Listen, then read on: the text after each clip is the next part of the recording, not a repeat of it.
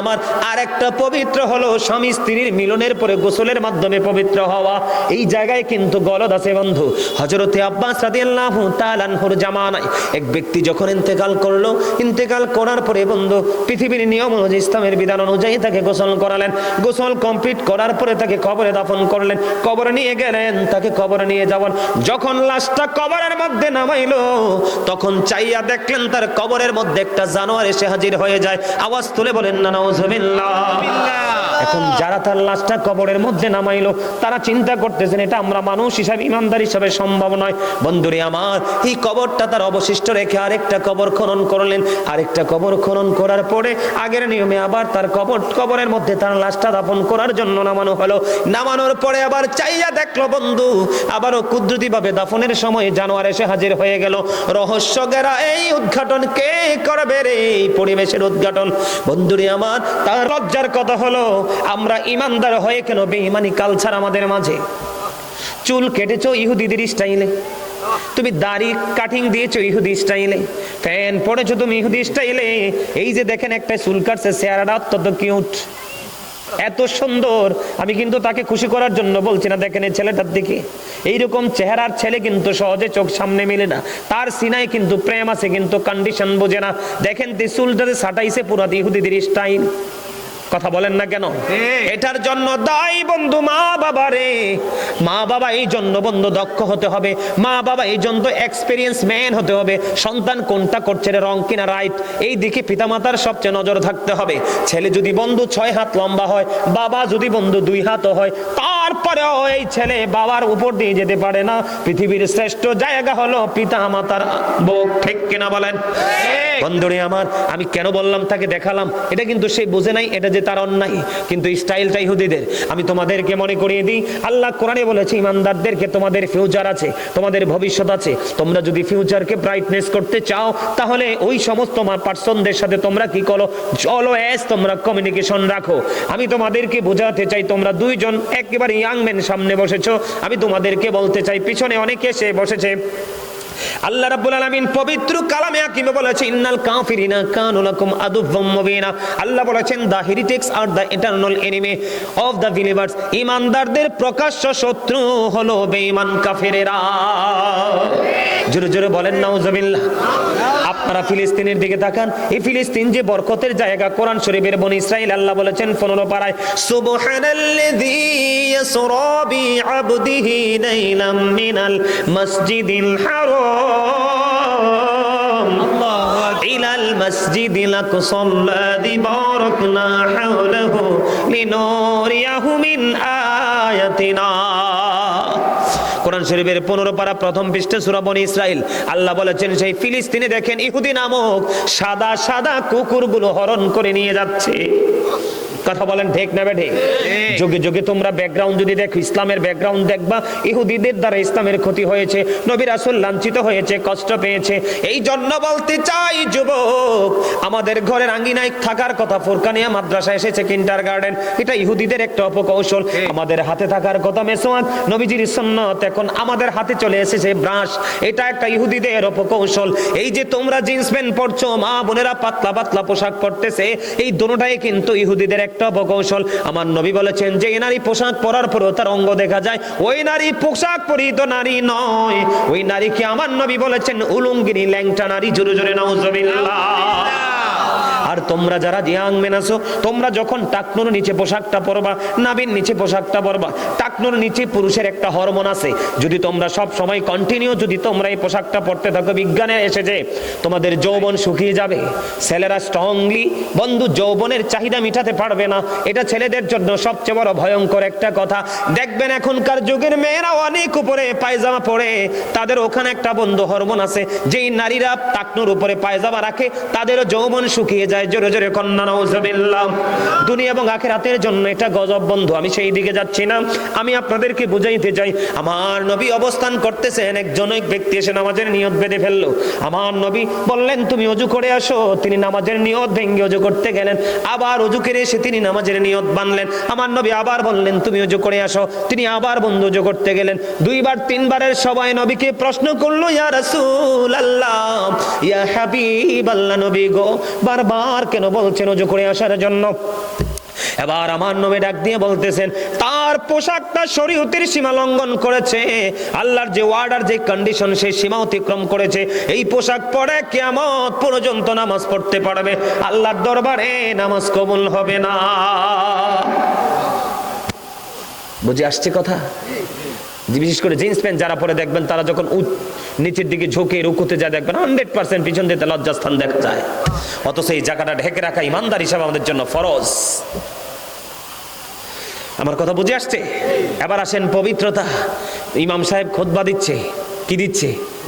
অথবা ইমাম সাহেব জোহরের নামাজ 1 রাকাত 2 রাকাত পরে শেষ করে নিচ্ছে, একজন দৌড়ে ছুটে আসলো, এসে প্রস্রাব করলো, ওই যে চাচা বললো হুটহাট করে পানি ফরজ করে মসজিদে চলে গেল। আছে না নাই? আছে। আরে জোরে বলেন। বন্ধুরে আমার, প্রস্রাব করার পরে পবিত্রতা যথাযথভাবে আপনাকে পালন করতে হবে। কিভাবে? যথাযথ পবিত্র হতে হবে। আপনি যদি নামাজের শেষ বৈঠকে যদি আখিরি বৈঠকে যুক্ত হন, তারপর আপনি জামাতের সওয়াব পেয়ে যাবেন। কিন্তু আপনি অপবিত্র শরীর নিয়ে পুরো নামাজ পড়লেও আপনি নামাজ থেকে পুরোপুরি ফায়দা নিতে পারবেন না। বন্ধুরে আমার, সাদ বিন মুআজ রাদিয়াল্লাহু তাআলা আনহু যখন ইন্তেকাল করলো, ইন্তেকাল করার পরে তাকে কবরে দাফন করা হলো। তাকে কবরে দাফন করার পরে বন্ধু আমার নবী সাহাবায়ে কেরামদেরকে নিয়ে সাদ বিন মুআজের কবরের পাশে দাঁড়িয়ে দাঁড়িয়ে তাসবিহ তাহলিল দোয়া করতেছেন। এবার সাহাবায়ে কেরাম প্রশ্ন করলো, ইয়া রাসূলুল্লাহ, ইয়া হাবিবাল্লাহ, নবী নবী গো, ও প্রাণের নবী, আপনি কেন গো ওনাকে দাফন করার পর ওনার কবরের পাশে দাঁড়িয়ে দাঁড়িয়ে আপনি দোয়া করতেছেন? আমার নবী আবার উত্তর দিল, রে যুবক, ও সোনার গাঁও মঙ্গলের গাঁয়ের যুবক, হৃদয় খুলে শোনো রে, এগো এই হেদায়েত কিন্তু সবার নসিবে নাই। তবে যেই যুবক হেদায়েত প্রাপ্ত হবে রে, এই যুবকের জন্য কাল কিয়ামতের দিন আল্লাহর আরশের ছায়ার নিচের একটা অংশ তোমাদের জন্য বরাদ্দ থাকবে। সুবহানাল্লাহ। আর জোরে বলুন না সুবহানাল্লাহ। সুবহানাল্লাহ। আমার নবী ডেকে ডেকে বলতেছেন, তার ওই সাদ বিন মুআজ ইন্তেকাল করার পরে তার জানাজায় 70,000 ফেরেশতা অংশগ্রহণ করেছে। সে এত বেশি আল্লাহওয়ালা বুজুর্গ ছিল, কিন্তু তারপরেও তার কবরে আযাব চলছে। আল্লাহু আকবার বলবেন না? কথা বুঝতে পারছেন? সে এত বেশি নেক আমল করেছে, এত বেশি তাকওয়া খোদাভীতি তার ছিনাই ছিল, তার ইন্তেকালের পরে তার জানাজায় 70,000 ফেরেশতা অংশগ্রহণ করেছে। তারপরেও নবী বললেন, আমি কবরের দিকে নজর দিয়ে দেখলাম কবরে আযাব চলতেছে। এবার নবী গো, ইয়া রাসূলুল্লাহ, কেন গো বারবার বলছেন কবরের আযাব চলতেছে? আমার নবী বলেছেন, সে প্রস্রাব করার পরে ভালো করে পবিত্র হতো না। নাউজুবিল্লাহ বলেন না কেন? আরো জোরে বলেন না নাউজুবিল্লাহ। আপনি আমি এতদিন যে স্টাইলে পানি খরচ করেছেন, আজকে আর পানি খরচ করবেন না। ওই সময় যেভাবে পানি খরচ করেছেন, সময় পানি খরচ না করে একটু হাঁটাহাঁটি করে দেখবেন আপনার লুঙ্গি প্রস্রাব পরে ভিজে গেছে। আপনি যদি মনে করেন কিছু হাঁটতে হবে, হাঁটবেন। যদি মনে করেন 40 কদম 40 কদম, কারো যদি আরো বেশি লাগে আরো বেশি, কিন্তু আপনাকে পবিত্র হতে হবে, মাস্ট বি। তার একটা মজার খবর, আমার নবীজি মেরাজে গিয়েছেন, আপনারা তো সবাই জানেন। জানেন কি জানেন না? বন্ধুরে আমার নবী মেরাজে যখন গেলেন, জান্নাতে কদম দিলেন। জান্নাতে কদম দিয়ে আমার নবীজি দেখতে পাইলেন জান্নাতের মধ্যে একটা পবিত্র কদমের ছাপ দেখা যায়। সুবহানাল্লাহ। নবী বললেন, ব্যাপার কি? আমার নবী মেরাজে গিয়ে জান্নাত দেখলেন। জান্নাতে যাওয়ার পরে দেখলেন কদম বিভিন্ন রাওয়ায়াতে বিভিন্ন রকম এসেছে। একটা রাওয়ায়াতে পেয়েছি বন্ধু কদমের নবীজি ছাপ দেখেছেন, আর একটা রাওয়ায়াতে এসেছে নবীজি কদমের শব্দ শুনতে পেয়েছেন। বন্ধুরে আমার নবী বললেন, আশ্চর্য হয়ে গেছেন, কদমের ছাপ কেন? আমার নবীজি মেরাজ থেকে ফিরে আসলেন। আয়েশা বন্ধু আমার নবীজি হযরতে বেলালকে ডাকলেন।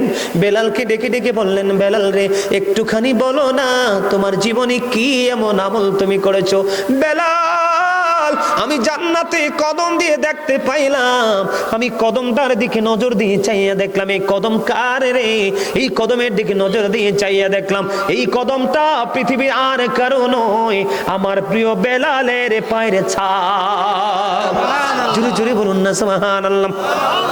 এবার বেলালকে ডাক দিয়ে আমার নবীজি বললেন, বেলাল বলো গো তোমার জীবনে কি এমন আমল তুমি করেছো যে আমলের বদৌলতে আমি নবীজি জান্নাতে তোমার মৃত্যুবরণ। বেলাল কিন্তু পৃথিবীতে এখনো জিন্দা, বেলাল পৃথিবীতে এখনো পর্যন্ত জিন্দা, কিন্তু আমার নবী জান্নাতে গিয়ে দেখলেন বেলাল পৃথিবীতে বিচরণ করছে। কিন্তু এটা কেমন করে সম্ভব? বেলালের কদমের ছাপ দেখা যায়। বেলাল একটা ডাক দিয়ে বললেন, ইয়া রাসূলুল্লাহ, ইয়া হাবিবাল্লাহ, নবী গো, ও প্রাণের নবী, আমার জীবনের সবচেয়ে বড় নেক আমল হলো আমি বেশি করে পবিত্রতা অর্জন করেছিলাম।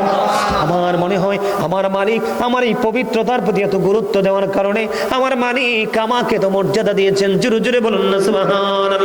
বন্ধুরে আমার, আমাদের সমস্যাগুলো আমি আপনাদেরকে বলছি, বুঝতেছেন তো? আমার কথা কি বুঝতেছেন? এর মধ্যে এই যে প্রস্রাব পায়খানা থেকে পবিত্র হওয়ার পাশাপাশি আরেকটা জায়গা আমাদেরকে পবিত্র করতে হবে।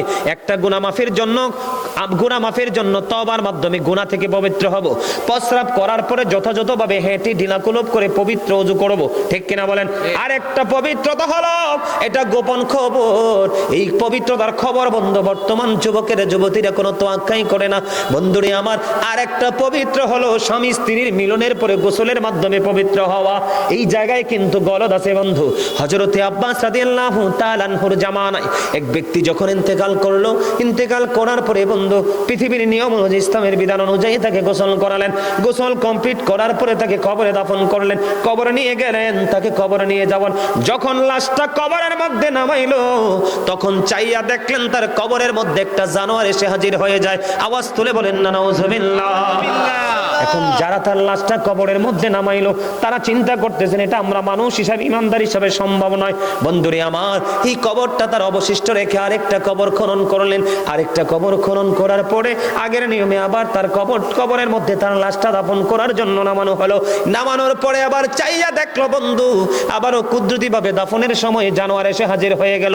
রহস্য ঘেরা এই উদ্ঘাটন কে করবে রে? এই পরিবেশের উদ্ঘাটন। বন্ধুরে আমার, তারপরে তারা আরেকটা কবর খনন করলেন। অনেক লম্বা ঘটনা। আরেকটা কবর খনন করার পরে আবার যখন তাকে দাফন করার জন্য কবরে নামানো হলো, এবারও চাইয়া দেখলেন তার কবরের মধ্যে অদৃশ্যভাবে এক জানোয়ার এসে বিড়ালের মতো হাজির।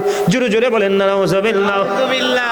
বন্ধুরে আমার, জানোয়ার যখন হাজির হয়ে গেল, এবার উপস্থিত সবাই বলতেছে কিছুই বুঝতেছি না রে, কি করব? তাদের জামানায় সবচেয়ে বড় বুজুর্গ লোক হলো, তাই সেই তৎকালীন সময় হযরতে আব্বাস রাদিয়াল্লাহু তাআলা আনহুকে যখন খবর দেওয়া হলো, উনি ছুটে চলে আসলেন ওই কবরের পর। তখন তিনি বিস্তারিত সব ঘটনা জানলেন। জানার পরে বললেন বিকল্প আর কোনো ব্যবস্থা নেই, জানোয়ার সহ তাকে দাফন করো। দাফনের কাজ সম্পন্ন করে দৌড়ে চলে গেলেন বন্ধু তার আপন স্বজন কে পৃথিবীতে বেঁচে আছে জানার জন্য। এবার চলে গেল বন্ধু কবরে, তার বাড়ি। কবর থেকে যখন তার বাড়িতে চলে গেল, যাওয়ার পরে দেখলেন তার বিবির সাথে দেখা হলো। পুরো ঘটনা তারা ভেঙে বলল। বলার পরে বিবি একটা ডাক দিয়ে বলল, আমি আমার স্বামীর জীবনের সবচেয়ে বড় নোংরা একটা কাজ দেখেছি। কি রে?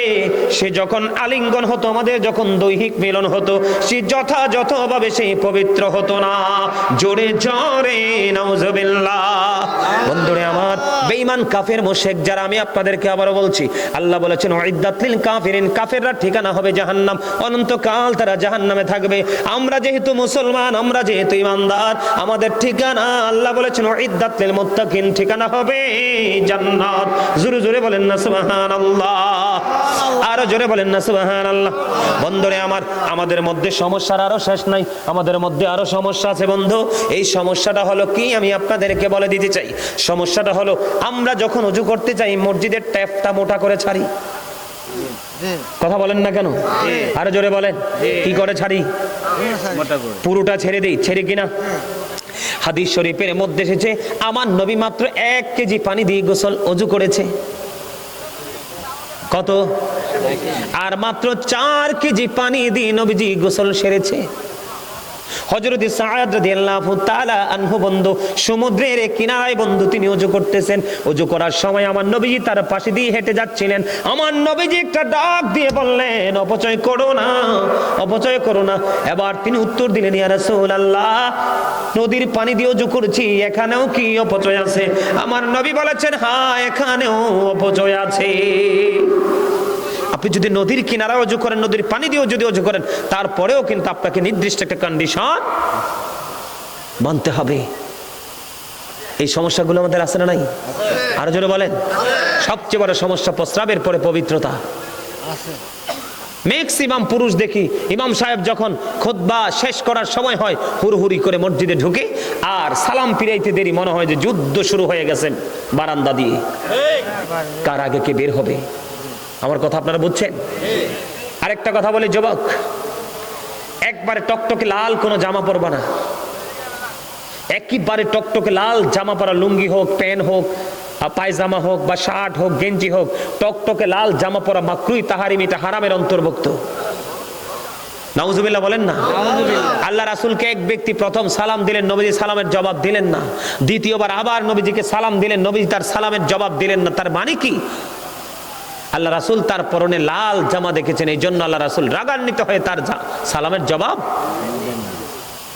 আমার কথা কি আপনারা বুঝতে পারছেন? স্বর্ণ কোনোভাবেই পরা যাবে না। আমি গত কত তারিখ যে আমরা ইয়েতে গেলাম, মাধবপুর, কত আজকে কত 24 রাইট, 21 তারিখে মাহফিলে গেছিলাম। ওখানে আমি আলোচনাটা তাদেরকে শোনাইছিলাম। ওখানে সৎ কাজের আদেশ, অসৎ কাজের নিষেধ নিয়ে কথা বলেছিলাম এই বিষয়টার উপরে। তখন আমি বলেছি হাদিস শরীফের মধ্যে এসেছে আল্লাহ রাসূল দেখতে পেলেন একজনের হাতে স্বর্ণের আংটি পড়ে আছে। নবীজি দেখার পরে সাথে সাথে তার হাত থেকে আংটিটা টেনে দূরে নিক্ষেপ করে দিলেন, ফেলে দিলেন, কারণ পুরুষের জন্য এটা টোটাল হারাম। রাসূল এখান থেকে চলে গেলেন। ওনার সঙ্গী বললেন, রাসূল ফেলে দিয়েছে তো কি হয়েছে, তোমরা সে আংটিটা, তুমি আবার আংটিটা আবার কুড়িয়ে পড়ো। তখন ওই সাহাবী উত্তর দিলেন, নাও, যেটা রাসূল আমার হাত থেকে নিয়ে নিক্ষেপ করেছে, ছিঁড়ে ফেলে দিয়েছে, সেটা আমি আর ইউজ করব না, কারণ আমার নবী বলেছেন, তোমরা কি চাও তোমাদের হাতের উপর আগুনের একটা কয়লা, জ্বলন্ত কয়লা রাখা হোক? না না, আমরা কেউ আগুন চাই না রে, আগুনের বহন করা সম্ভব তো হবে না। আমার নবী বলেছেন একটা পুরুষ স্বর্ণের একটা আংটি পরা আগুনের, তার আঙ্গুলের মধ্যে আগুনের কয়লা লাগিয়ে রাখার সমান। এই জন্যই সাহাবী বলেছে আমার নবী কি করেছেন, আংটিটা দূরে ফেলে দিয়েছে, আমি তার কখনোই পরব না। কথা কি বুঝতে পারছেন? আমাদের অন্যায়ের শেষ নাই। মা কত লম্বা সময় ওয়াজ হয়েছে, আমি তো কইতেই পারতাম না। দেখছেন নি? জি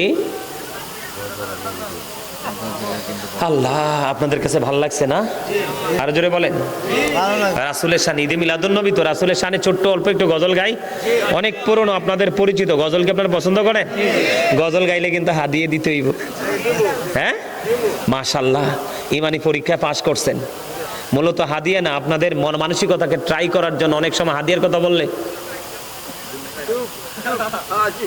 আরে বুঝে না, টাকা পয়সা যে যাইতেছে নিয়ে যাওয়া যায় না, আবার আল্লাহর কাছে আগেও অ্যাডভান্স পাঠানোও যায় না, এটা পাবলিক বুঝে না, মনে করে বাড়ি গাড়ি সব নিয়ে যাওয়া যায়। রাসূল বলেছেন মরার আগে যা দান করে যাবা তা তোমার সম্পদ, যা রেখে যাবা তা পরের সম্পদ, কারণ তুমি মরার পরে আইসা আর নিতে পারবা না।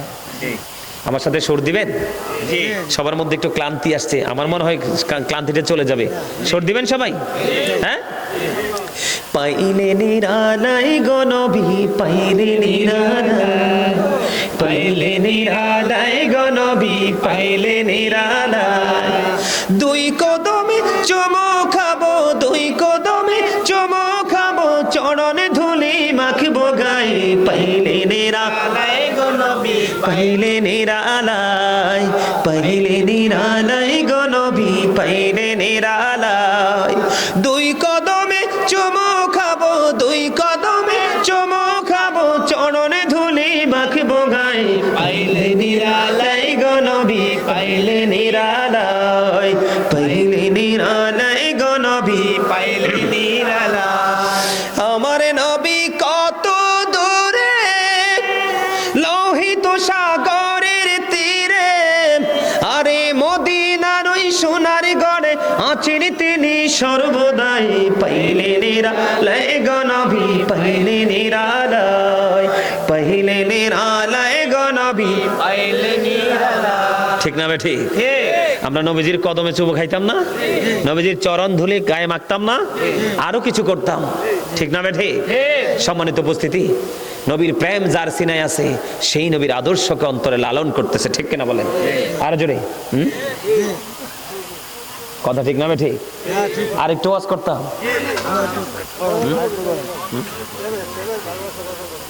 আচ্ছা, এই পাগলা পিছনে বইছে, আর কটা গজল গাইতাম। প্রত্যেকটা দিন তো ঘন্টা এটা বাজতেই আছে, অলওয়েজ টন টন টন টন করে বাজতেছে। এটা মালিকের খেলা। মারহাবা বলেন না? আরো জোরে, আরো জোরে কর না। আজ তিনি ধন্যবাদ দেয়, দিলে দেওয়ার মতো দিবে। একটু দিয়ে আর একটু চুপচাপ রাখে লাভ আছে? কথা বলেন, লাভ আছে? আরেকটা গজল গান রাসূলের শানে গাইবেন? পুরনো গজল। দিদি পাল তুলে দে মাঝি হেলা করিস না, দিদি পাল তুলে দে মাঝি হেলা করিস না, ছেড়ে দে নৌকায় আমি যাব মদিনা, ছেড়ে দে নৌকায় আমি যাব মদিনা।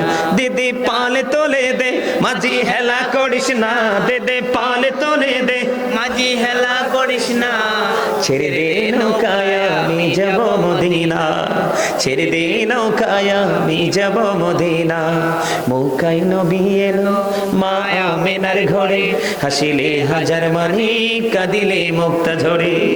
মৌকায় নবী এলো মা আমেনার ঘরে, হাসিলে হাজার মানি কাঁদিলে মুক্তা ঝরে। দয়ালে মুর্শিদি যার সখা তার কিসের ভাবনা, দয়ালে মুর্শিদি যার সখা তার কিসের ভাবনা। আমার হৃদয় মাঝে কাবা নয়নে মদিনা, আমার হৃদয় মাঝে কাবা নয়নে মদিনা। দিদি পাল তুলে দে মাঝি হেলা সবাই, না, দিদি পাল তুলে দে মাঝি হেলা করিস না, ছেড়ে দে নৌকায় আমি যাব মদিনা, ছেড়ে দে নৌকায় আমি যাব মদিনা। মৌকায় নবী এলো মা আমেনার ঘরে, হাসিলে হাজার মানি কাঁদিলে মুক্তা ঝরে। মৌকায় নবী এলো মা আমেনার ঘরে, হাসিলে হাজার মানি কাঁদিলে মুক্তা ঝরে। দয়ালে মুর্শিদি যার সখা তার কিসের ভাবনা, দয়ালে মুর্শিদি যার সখা তার কিসের ভাবনা। আমার হৃদয় মাঝে কাবা নয়নে মদিনা, আমার হৃদয় মাঝে কাবা নয়নে মদিনা। দিদি পাল তুলে দে মাঝি হেলা করিস না, দিদি পাল তুলে দে মাঝি হেলা করিস না, ছেড়ে দে নৌকায় আমি যাব মদিনা, ছেড়ে দে নৌকায় আমি যাব মদিনা। নূরের রোশনীতে দুনিয়া গেছে ভরে, সে নূরের বাতি জ্বলে মদিনার ঘরে ঘরে। নূরের রোশনীতে দুনিয়া গেছে ভরে, সে নূরের বাতি জ্বলে মদিনার ঘরে ঘরে। দয়ালে মুর্শিদি যার সখা তার কিসের ভাবনা, দয়ালে মুর্শিদি যার সখা তার কিসের ভাবনা। আমার হৃদয় মাঝে কাবা নয়নে মদিনা, আমার হৃদয় মাঝে কাবা নয়নে মদিনা। দিদি পাল তুলে দে মাঝি হেলা সবাই, করিস না, তুলে দে মাঝি হেলা করিস না, ছেড়ে দে নৌকায় আমি যাব মদিনা, ছেড়ে দে নৌকায় আমি যাব মদিনা। মারহাবা, আরে আরো জোরে বলেন না মারহাবা। ধন্যবাদ, একটু মজা করে দেন না। ওয়াজ তো শেষে কয়টা গজল গামো আর মা বাবা নিয়ে একটু আলোচনা করবো, কইরা তারপরে শেষ করবো। রাজি আছেন? মা বাবা সম্পর্কে একটু ওয়াজের দরকার আছে নি? আপনি সারা জীবন নামাজ পড়তে পড়তে যদি কপালের চামড়া ক্ষয়ও করে ফেলান, কিন্তু মা বাবার সাথে যদি ভালো সম্পর্ক না থাকে, আপনি কিন্তু সেই নামাজ দিয়ে কোনো ফায়দা হবে না। তার আগে আরেকটা গজল গাই মহব্বত করে, এটাও পুরনো গজল, অনেক আগে গাইছি, আজকে মনে 2 বছরের মধ্যে একবারও গাইনি এই গজলটা। গাইবো? গোলাপ নীলাম গাঁদা নীলাম নীলামে রজনী গন্ধা, মনের শোকে মালা গাঁথিব সকাল থেকে সন্ধ্যা। একবার দেখা দাও যদি ও গো কামলিওয়ালা, একবার দেখা স্বপ্নে রাত্রি বেলা, হাসি মুখে পড়াবো তোমায় হাজার ফুলের মালা, হাসি মুখে পড়াবো তোমায় হাজার ফুলের মালা। বলো ইয়া রাসূলুল্লাহ, ইয়া হাবিবাল্লাহ বলো ইয়া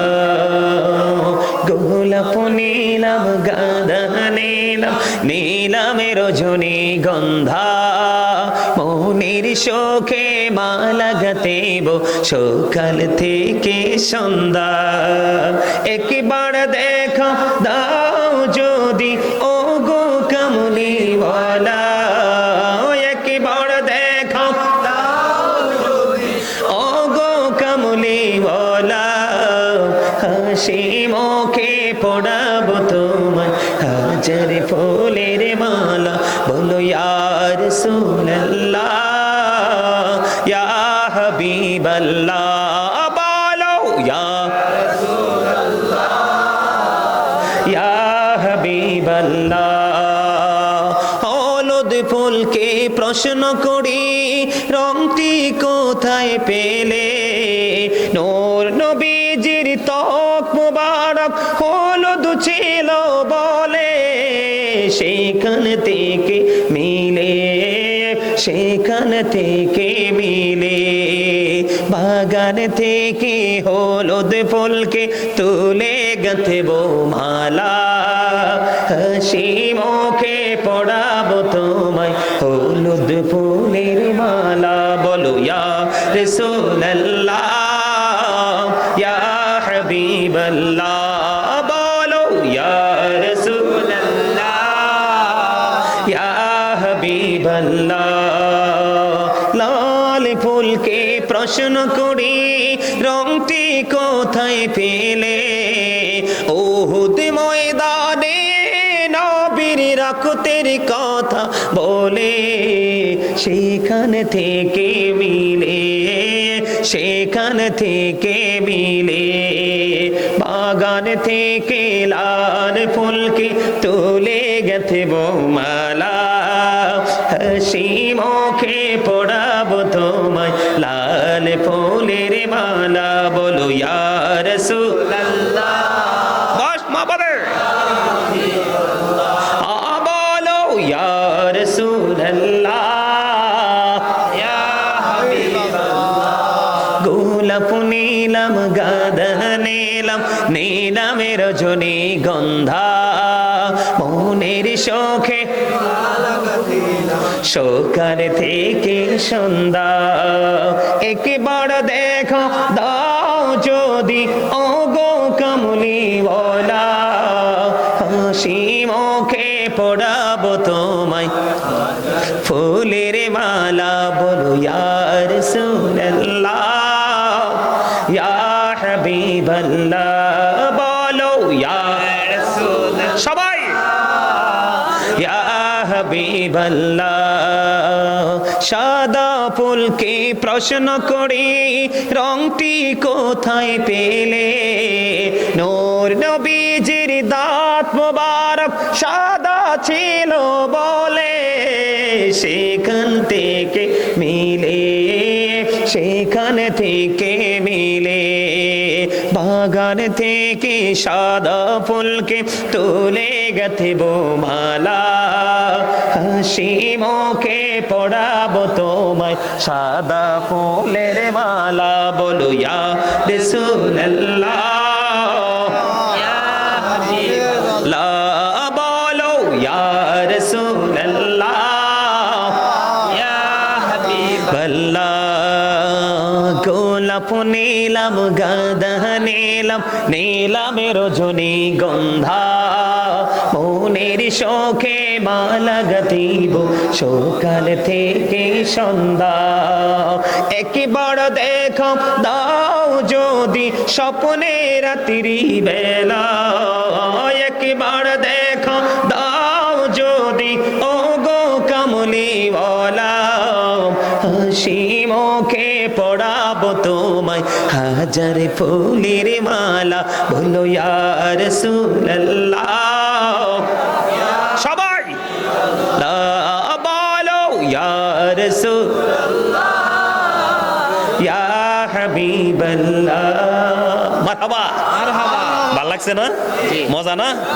আরে আমরা নি শুধু নাত গাই, হাসান ইবনে সাবিত রাদিয়াল্লাহু তাআলা আনহু মসজিদে নববীর মিম্বরে দাঁড়িয়ে দাঁড়িয়ে রাসূলের শান গেয়েছিলেন। আর আমার আল্লাহকে একটা ডাক দিয়ে আমার নবীজি বললেন, আল্লাহ হাসান ইবনে সাবিত কি রুহুল কুদ্দুসের মাধ্যমে সাহায্য করো।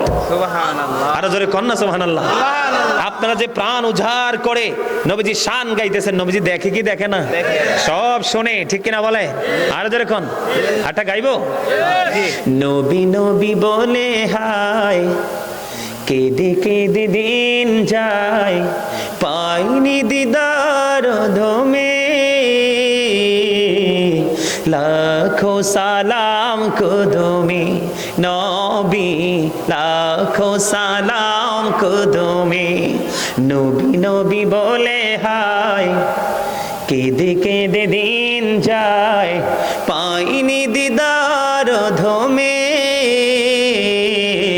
লাখো সবাই